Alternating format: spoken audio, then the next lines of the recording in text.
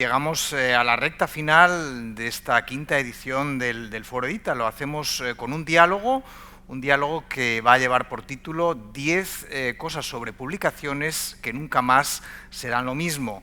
Es un diálogo entre el editor Richard Charkin y el editor Jordi Nadal. Permítame que me extienda un poquito más en esta presentación porque nuestros compañeros del departamento técnico tienen que hacer ese empalme entre Ciudad de México y ahora Londres y Barcelona, cerrando y abriendo ventanas de Zoom. Aprovecho, por tanto, para decirlo, bueno, lo decía esta mañana el codirector del Foro Edita y presidente del Gremi Editors de Cataluña, Patrici Tixis, que Richard Charkin fue padrino de este Foro Edita en la primera edición y, por tanto, un editor, en fin, no solo muy admirado y respetado, sino también muy querido por nosotros. Déjenme decirles alguna cosa sobre Richard Charkin. Sí, me dicen mis compañeros que están todavía con las conexiones, que podemos seguir tirando millas.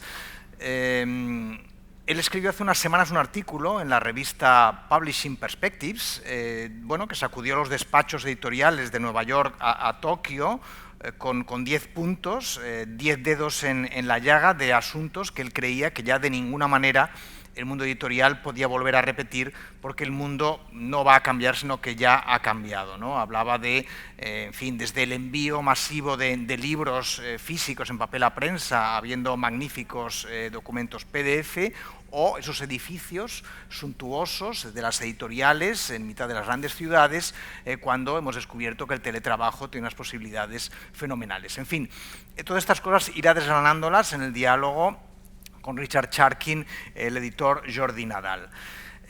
Una presentación de Richard Charkin, para quien no sepa de él. Él ha sido editor a tiempo completo desde el año 1972, mucha experiencia. Ha sido descrito a menudo como incómodo pero fiable, ha defendido la necesidad de un cambio en la publicación de libros y revistas en un momento de grandes cambios provocados por la globalización, los saltos tecnológicos, los cambios legales y los cambios de hábitos de las personas. Ha trabajado en puestos relevantes para editoriales como Oxford University Press, Macmillan o Bloomsbury en muchos territorios y en muchas disciplinas. Ha representado a la industria editorial como presidente de la Asociación de Editores del Reino Unido, como presidente de la Asociación Internacional de Editores y como miembro del Consejo Asesor de la Feria del Libro de Frankfurt.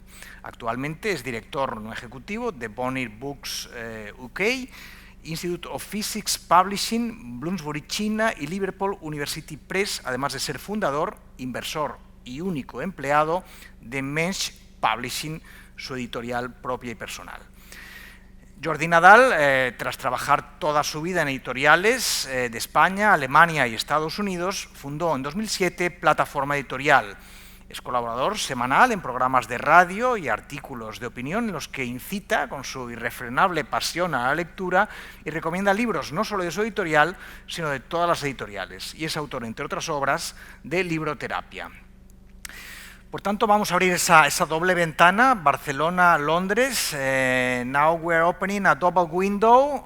Here we are in Barcelona and London for a dialogue between two publishers with a very personal ideas about publishing, Jordi Nadal and Richard Charkin. Jordi Nadal, Richard Charkin, it's a pleasure to share this session with you. Welcome. Hello, everybody. Hello. Hello, everybody. Welcome, Mr. Charkin. Recuerdo a los espectadores que pueden hacer sus preguntas a través del email preguntas@forumedita.com, que les haremos llegar al final de su intervención. Les recuerdo que la conversación será en inglés, que pueden seguirla también en castellano a través de la traducción. Tienen que clicar en la parte superior derecha de su pantalla en la pestaña donde verán la palabra castellano. Mr. Nadal, Mr. Charkin, I see you with the questions of the audience in 15 or 20 minutes. Jordi, we are ready to depart. So, people, I'm very glad that here we are listening to Richard Charkin. From his position and his knowledge, he's going to share his thoughts and ideas pre-COVID, COVID, and post-COVID. I've been listening to the whole Forum Edita today, and Richard, many key questions where people would like to know your thoughts and opinions about keywords like Amazon, print on demand, distribution, rights, copyrights, streaming, flat fee, and so on. today the very, very key words, the essential words of our thoughts and concerns and ideas are there, are around us. And with your deep knowledge, and you started like 2 years ago your own publishing house. Tell us not only what you have been writing in Publishing Perspectives, but something like, if you would start today Mensch Publishing, what would be a little bit different after COVID? This would be my only question, because we are all here to listen to you and learn from you. It's a pleasure to be in front of you since the very first day we met 25 years ago in Munich. Since then, it's my honor to be your friend. Richard, tell us, what do we have to think and how should we act, or what we should be considering, please? Thank you, Jordi. Thank you. I wish I was in Barcelona. I was there 2 years ago, and what an amazing experience. And it's very grey and rainy here in London. I won't show it, it's too depressing. But to address the issue, I noticed that on the agenda, it said 10 things that will never be the same again. Well, I'm not sure. I think if I was to start Mensch Publishing again, I don't think I would be doing anything very differently, because what I was trying to do was to address how do I put it? Some of the absurdities of publishing that I have experienced over the years. So, for instance, I do not have an office. Well, I do. This is my office. You can see behind. Anyway, so there is no extra overhead. I can't really show you the stuff, but there are very few bits of paper. This is my spreadsheet and notebook and everything else. I do not pay advances to authors, not because I'm mean, but because I don't think the sort of author who would want to come to me is necessarily looking for a big advance, or any advance for that matter. I pay royalties not related to the published price of the book, because in the Anglo-Saxon world, nobody actually pays the price that's printed on the book anyway. So it's an absurd ratio to work with.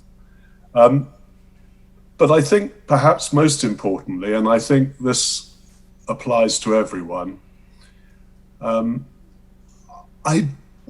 this is slightly controversial, okay? I don't think that our market is the reader. I think the publisher's market is the author. The author has a choice, incidentally, author, illustrator, compiler, copyright generator, has a choice of where to publish. And you as a publisher have to make yourself as attractive as possible, which doesn't necessarily mean financial. It means all the things that go to supporting an author. So, given that, I'm not sure I would change much on Mensch, but I would change much for the rest of the industry.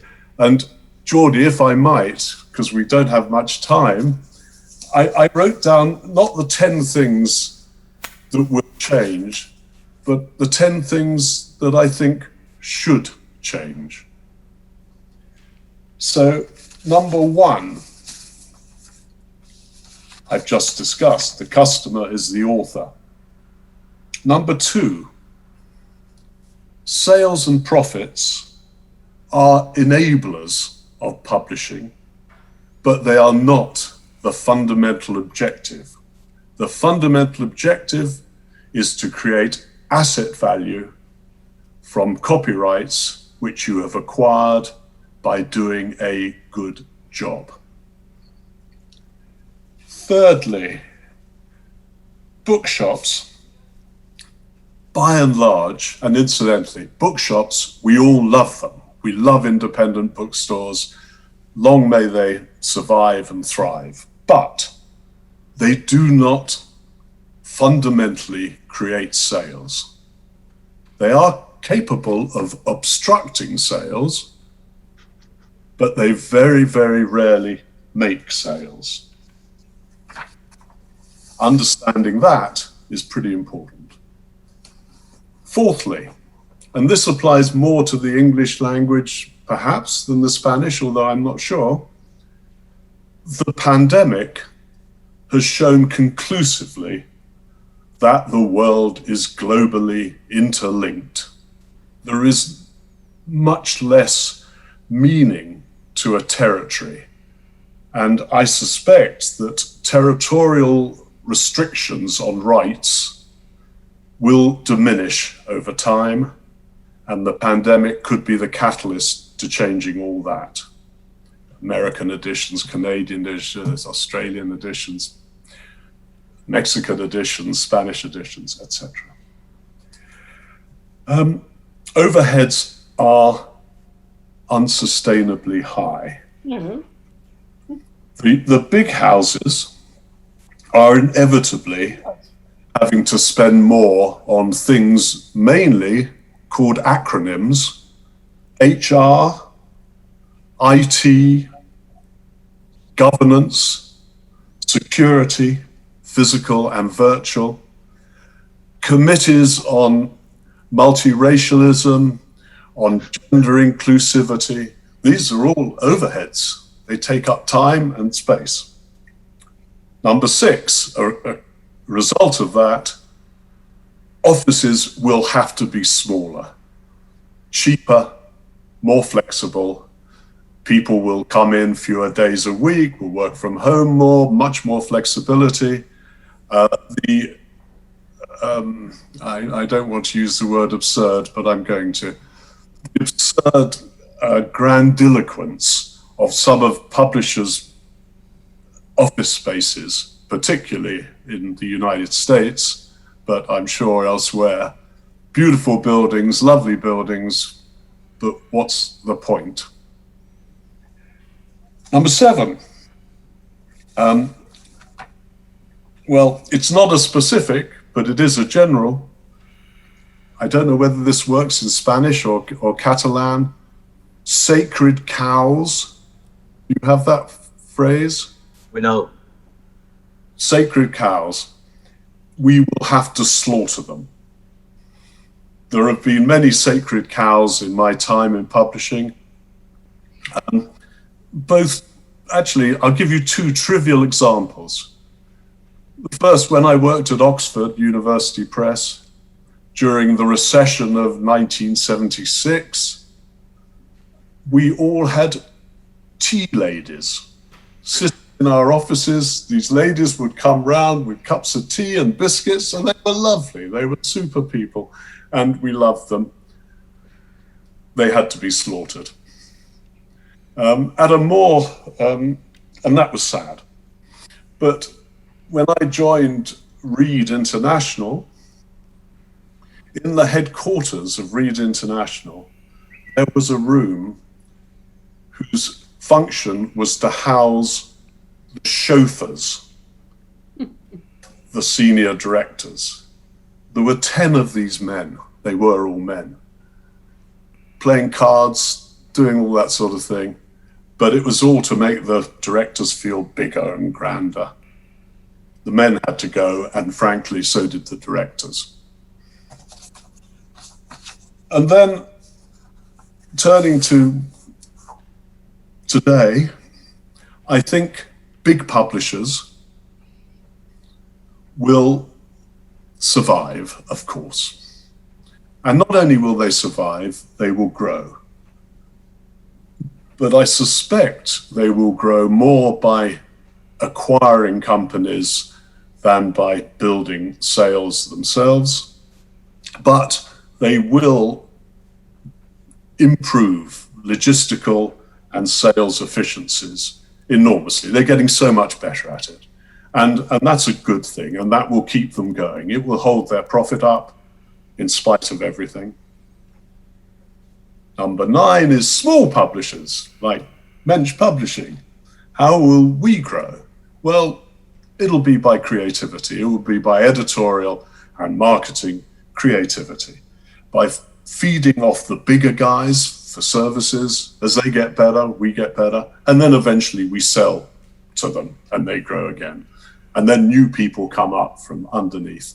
It's a very dynamic industry, I've always thought.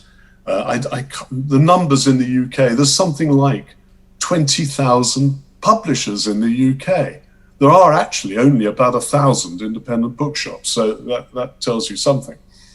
And finally, this is a cri de coeur. As COVID has developed, governments have been making more statements and doing things and flexing their muscles. Many of them flex them in a way that is unattractive to publishers because they're flexing their muscles in order to stifle true debate, and publishers thrive on true debate. We can all call out the obvious nations who apply censorship openly and thoroughly. But my own view is that much more insidious than that is self-censorship, and we are being exposed to self-censorship more than I can ever imagine. And for instance, when I write my columns, I actually don't address certain issues for fear of getting into trouble. And not into trouble from a government, because the British government is very open and all the rest of it, but from harder of people who might not approve of what I'm up to or what I say. So those are my 10 things. Fight censorship. I could go on at length, but Jordi, what else should we talk about? Or what time have we got? Well, it couldn't be more inspiring because you started your own company. You have been working in several continents. You are advising the book fair. You are advising the Bonnier Group, which is the biggest group in Sweden and the third biggest group present in Germany, which is the biggest European market. We talk about Bonnier. So let's say, what's more important when you are working for a publishing house, in your opinion? Creativity or speed? Or it's both the same value? What's your opinion?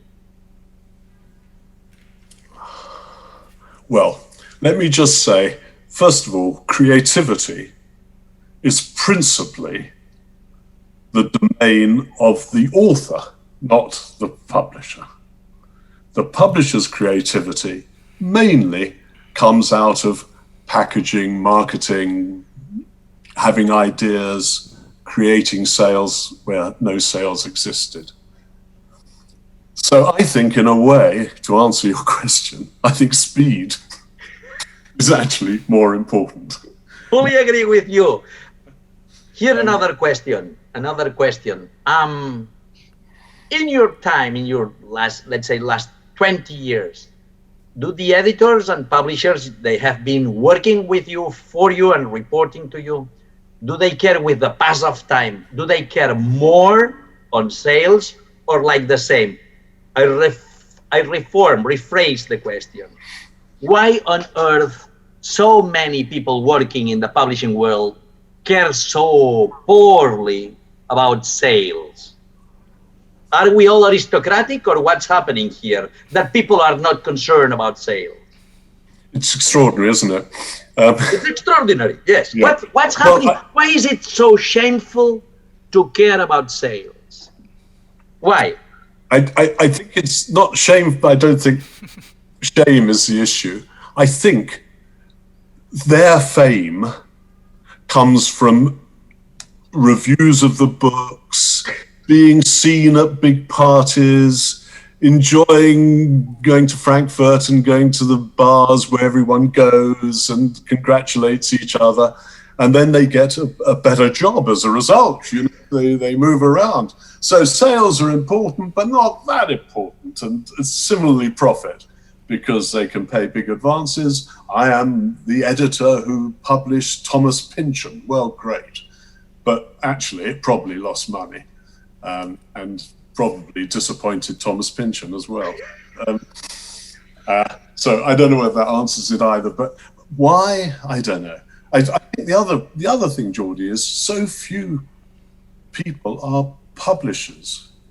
The way that particularly the bigger companies have structured their businesses, editorial, managing editorial, design, sales, marketing, digital marketing, blah, blah, blah, blah, blah, blah, that no one, apart from the managing director perhaps, has control of the whole thing, but the managing director is far too busy managing the HR department and the IT department and the office and negotiating the rent to worry about the publishing. So then passes it to the editors who don't give a damn. Another question. Imagine you have a son who wants to enter in the publishing world. You are based in England, so you master English already by birth. Which languages would you tell your son or daughter to learn to have a future in publishing? Which languages? Which foreign languages should they really, don't be polite because we are here based in Spain or in Catalonia. You would surprise me if you say, which languages you would tell him or her to learn, if any? Mandarin. Of course. Mandarin. And actually, I do think Spanish. You know, when I was at Macmillan, we did set up Grupo Americano, which was to try and grab the Hispanic markets. So I would say Spanish, but seriously, if you look at the world today, where is the growth going to come in publishing? And China is one. That's why we've set up this joint venture with Bloomsbury and a Chinese partner. So yes, Mandarin, but it's so difficult. I mean, that's a problem. And incidentally, Jordy, it's too late for my kids. It's got to be the grandchildren now. That's the reason, because I placed a Mandarin teacher to my kids when they were 10 and 12 during 10 years. All right. But then we visited China together. They stopped to learn Chinese because it was a shock for them many years ago, visiting Beijing and Shanghai. More questions, Richard. When you hire someone in publishing, no matter the position in the company, because if it's for copyright, you need a lawyer, an attorney, okay? When you hire somebody in publishing to work with you, no matter which department, of course, besides of the technical needs, what are you hiring? What are you searching? Which is the attitude, the know-how, the thoughts, the ideas, the attitude, which is powerful for being in publishing? Which are the 2 or 3 or key ideas and attitudes and behaviors and knowledge for people to have a future in publishing? Well, let me tell you, own up to something. I've spent most of my career not hiring people. I think I'm a really lousy judge at an interview. And what I discovered, because early on, when I was, I think, 29, I was in a team which laid off, made redundant, 700 people in a warehouse. And it was a really unpleasant experience. And the reason we had, because there shouldn't have been 700, there should have been 200. Lousy management had allowed it. And people seem to really like hiring people. So there's always people hiring. In any business I've worked in, there's people hiring people. So then I just look around and see who's the good ones. It's a lot easier, you know, you go for an interview, it doesn't mean a thing, but you can see them. So what are we looking for? No, it's Rick. I think maybe... You can't see. He's doing a... Sorry, there's something going on. Anyway, maybe all-rounderness. Do you have that phrase in Spanish? I don't think so. The translator might say it. How would you say this aroundness? There is a translator there. How would you put this into Spanish? Okay. Say the word again, please. All-rounder. In football, someone who can be goalkeeper. Okay, un todero. Somebody who is able for doing everything. Un todero. I think in Latin American Absolutely. They said somebody who can do everything. Yeah. So I look for them. I look for them too. Exactly. There are not that many around. No, people don't like to be a toderos. They ask me. This is my segment. I want to do this. This is my part. But, you know, the thing is that publishing isn't that difficult. You don't need to be a specialist in things.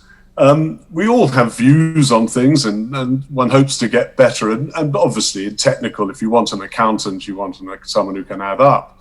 But by and large, it's not a difficult business. We make it incredibly complicated.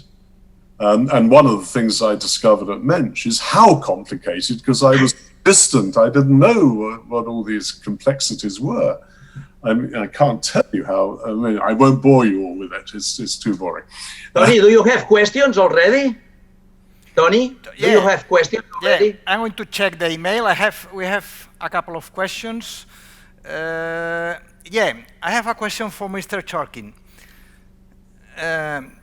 Mr. Charkin, you do not pay advances in your publishing company. What do writers think about it? Yeah. Okay. The ones who want an advance of $100,000 for their book won't come to me. I know. I make it very clear. Incidentally, we pay a very good royalty. We pay 25% of all my income goes to the author. Exactly. And incidentally also, I pay it as soon as I get it.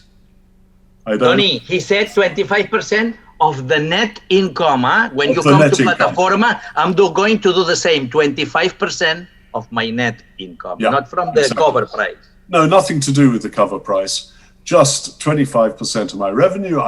They can audit the accounts because the revenue is very easy to see. Units and things are a lot harder, and that's what it is. Now, some agents have come to me and have said they would like me to think about publishing their author's book, and I say, well, yes, but you must know that there is no advance.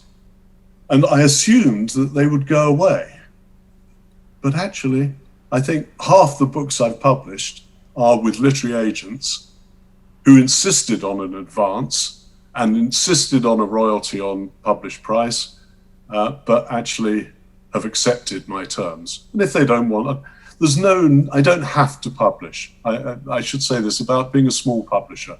I don't have a budget. I don't have a fixed overhead.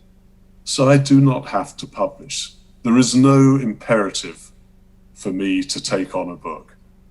If it won't fit my model, fine, it goes elsewhere. And incidentally, I think a lot of books should go elsewhere because they would get a better deal, not just a better deal, they might get better marketing. Mass market fiction, for instance, is very hard for a small publisher to do. And it needs control of the distribution channels to a much greater extent. So I think that's fine, and they go. But I haven't had any complaints from authors once published, and I send them quarterly. I send them royalty money, and my royalty statement is very simple. There's not a computer. I type it out, and I send it to them, and the very same day I send it to them, I transfer the money into their bank account. And I don't think I've ever had anything but a thank you. So I don't know whether that answers the question, but advances to my mind are one of the poison pills of publishing. We are going to translate this for the whole associations of agents in Spain. Good. We are going to make sure that the university is going to do a brilliant translation of this information to the authors community, because everybody has to pay the bills. We all. The trouble with the advance, if I might just go back to it, is that the only way that the author is better off with a big advance than with a big royalty is if the advance does not earn out, that the sales don't actually pay down the advance, because then the notional royalty is higher, which means at the very moment of conception of the idea with an author and his agent or her agent, there is tension. You're not on the same side. They want to maximize the unearned advance and you want to minimize it. And I think that's an unhealthy beginning to a relationship. Nice. We have 1 minute for the last question. You could be working in the strongest publishing house of the world, but you prefer to do it in a very small one. Have you ever regretted this decision?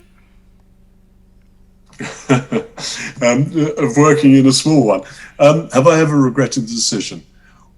When I am struggling to remember what the ISBN of the ebook edition of that book is, or when I'm trying to do the accounts and trying to add up how much VAT I should or shouldn't be paying, I think I wish there was someone else doing it. From every other point of view, I'm so much happier not having editorial meetings, marketing meetings, cover meetings, HR discussions, IT investments, staff appraisals, worrying about the share price, worrying about what the investors have to say, what the shareholders have to say, all that. I'm thrilled not to be doing, but having said that, I have had a wonderful 48 years in the industry, and in most of those years I've worked in pretty substantial houses and had enormous fun, enormous support. So I think one of the best things about this industry is that you can be small, you can be middle-sized, like Bloomsbury, for instance. You can be huge, like Penguin Random House. And in all these cases, there are good things and probably bad things, but that's like life, isn't it? So I don't regret for a moment. I tell you, I would regret it if I hadn't made a decision early on, which was that I would politely but efficiently reject every novel being sent to me, because I don't really, I'm not a fiction publisher by nature, because it's a different game in a way. So I decided it would be better to recommend that they go to the bigger publishers, and that was a good move. I am now actually publishing my first novel, because in publishing, the one thing that is for sure is if you make a rule, you will then. So I've broken my own rule, but I hope it doesn't catch on. Mr. Charkin, thank you very much to be here.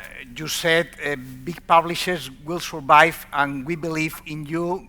Thank you for being here in our Forum Edita is your home.